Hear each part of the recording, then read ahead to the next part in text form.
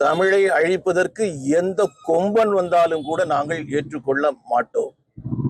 அதே நேரத்தில் தமிழை வைத்து பிழைப்பு நடத்த வேண்டும், அரசியல் நடத்த வேண்டும் என்று சொல்லி யார் வந்தாலும் கூட நாங்கள் ஏற்றுக்கொள்ள மாட்டோம். முதலமைச்சர் சொல்லிருக்கக்கூடிய ஒரு விஷயத்தை நீங்க கவனிக்கணும். என்னதான் இருக்கட்டும், எவ்வளவுதான் விஷயங்கள் இருக்கட்டும், 10,000 கோடி தந்தாலும் கூட நான் ஏற்றுக்கொள்ள மாட்டேன் அப்படின்னு சொல்றாரு. இது எந்த வகையில நியாயம்? நீங்கள் தரக்கூடிய இந்த பணம் இந்தந்த வகைகள்ல எங்களுக்கு பாதிக்குது அப்படின்னு சொல்றது வேற.